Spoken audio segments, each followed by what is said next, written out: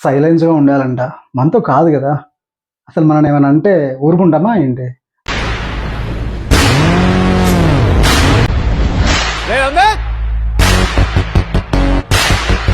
అసలు మనల్ని ఎవరైనా అంటాడా? టిట్ ఫర్ టాట్ వెంటనే సమాధానం ఇచ్చి పడేయాలి. వెంటనే అడిగేయాలి. వెంటనే కడిగేయాలి.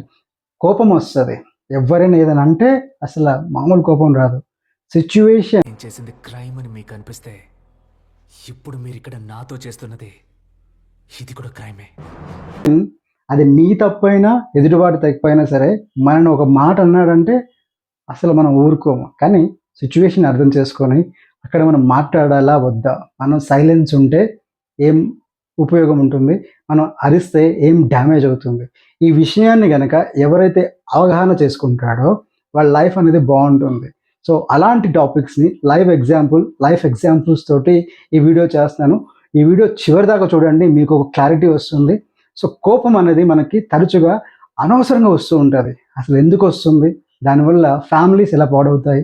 సైలెన్స్‌గా ఉండడం వల్ల కొన్ని విషయాలు సమయస్ఫూర్తిగా మనం ఉంటే, మనము మన ఫ్యామిలీస్‌ని, మన యొక్క జాబ్‌ని, మన యొక్క పర్సనల్ లైఫ్‌ని, మన సోషల్ లైఫ్‌ని కూడా మనం ఎలాగా బ్యాలెన్స్ చేసుకోవచ్చనేదే ఈ టాపిక్. సో, ఈ టాపిక్‌లోకి వెళ్ళిపోదాం. Hi friends.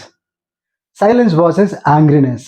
అంటే సైలెన్స్‌గా ఉండడం అనేది చేతగానితనం కాదు. అది ఒక స్ట్రాటజీ. ఒక మనిషి యొక్క అంటే ఎక్కడ మాట్లాడాలి, ఎక్కడ మాట్లాడకూడదు, ఎక్కడ గొడవ పెట్టుకోవాలి, ఎక్కడ గొడవ పెట్టుకోకూడదు, అసలు ఎలా ప్రవర్తించాలి అంటే సైలెన్స్ అనేది ఒక బిగ్గెస్ట్ వెపన్. అంటే కొంతమంది చూడండి ఈ లైఫ్‌లో ప్రతి ఒక్కరు ఏదో ఒక దగ్గర గొడవ పడడం, లేదంటే యాంగ్రీగా మాట్లాడడం అంటే ప్రతి ఒక్కరి లైఫ్‌లో కోప్పడడం, అంటే చిన్నదానికి ఎక్కువగా మాట్లాడడం, అనవసరంగా మాటలు అనేయడం ఇది చాలా జరుగుతూ ఉంటుంది. అది ఫ్యామిలీలో గానీ, మీ ఆఫీస్‌లో గానీ, మీ ఫ్రెండ్‌షిప్‌లో గానీ, మీ లవ్ మ్యాటర్‌లో గానీ, లేదంటే ఇంకా ట్రావెలింగ్ విషయంలో ఆటో ఎక్కినప్పుడు గానీ, లేదంటే ఎక్కడైనా సరే చిన్న చిన్న విషయాలకి గట్టిగా అరిచేసి, కోప్పడి, తగువ పెట్టేసుకుంటుంటాం. కానీ సైలెన్స్ అనేది చాలా ఉపయోగం అనమాట. అది నిజంగా సైలెన్స్ అనేది ఎక్కడెక్కడ మనం సైలెన్స్‌గా ఉంటే బావుంటుంది. ఫర్ సపోజ్ ఇప్పుడు చూడండి, నువ్వు నీ పార్ట్నర్‌కి ఫోన్ చేస్తున్నావు. ఫోన్ ఎక్కడో ఉంది. నువ్వేదో ఒక అర్జెంట్ మ్యాటర్ చెప్పాలనుకుంటున్నావు. కానీ తను ఫోన్ ఎత్తలేదు. ఫోన్ ఎత్తకపోవడం తన తప్పు కాదు. ఫోన్ ఎక్కడో ఉండొచ్చు, సైలెన్స్‌లో ఉండొచ్చు, లేదంటే వినపడకపోవచ్చు. దాన్ని మనము ఇంటికి రాగానే గట్టిగా అరిచేస్తూ ఉంటాం. "నువ్వు ఫోన్ ఎక్కడ పెట్టావు? చూసుకోలేవా? అవసరం లేదా? ఫోన్ చేస్తుండే అసలు ఏం చేస్తున్నావు?" అని చెప్పేసి అరిచేస్తుంటాం. ఫర్ సపోజ్ వాళ్ళు అదే గనుక రివర్స్ నీకు కాల్ చేసినప్పుడు నీ పరిస్థితి ఎలా ఉంటుంది?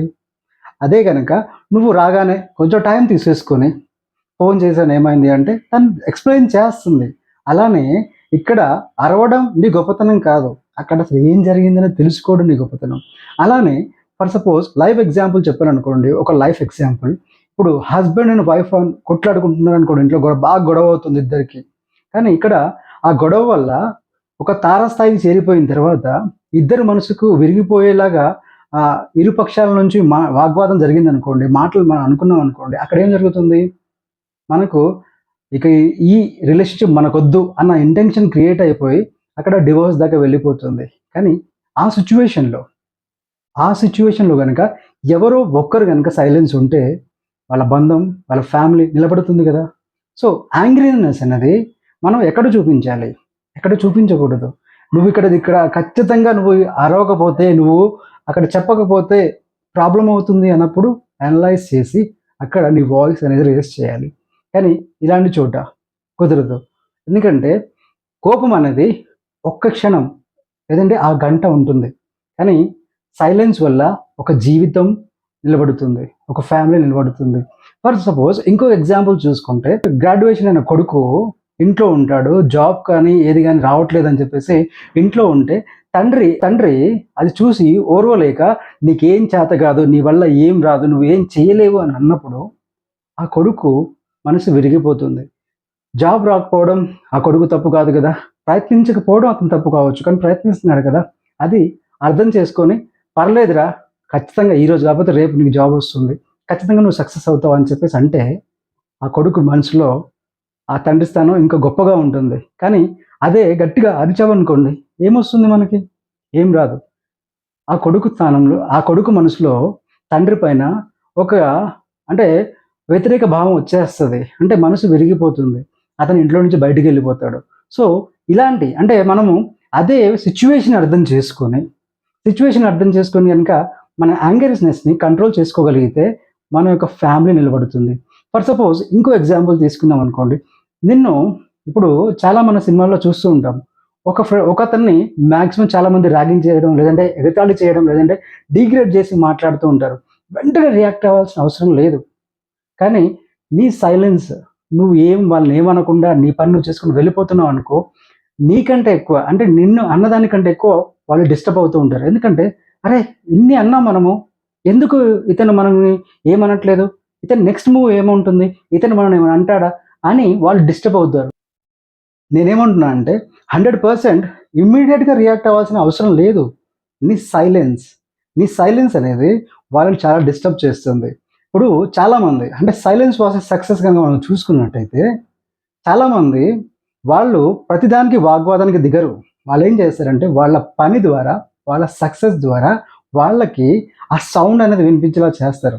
అంతేగాని వెంటనే అరవాలి, మనం ఏదైనా చెప్పాలి, ఇమ్మీడియట్గా రియాక్ట్ అవ్వాలి, టిట్ ఫర్ టాట్ మనల్ని ఇలా అంటాడా అని చెప్పేసి అనేయడం కాకుండా కొంచెం ఆలోచించి సైలెన్స్గా ఉండి మనము దానికి తగ్గట్టుగా అంటే నీ యొక్క యాక్షన్స్ వల్ల రిజల్ట్ అనేది తెలిస్తే 100% అక్కడ నువ్వు విజయం సాధిస్తావు.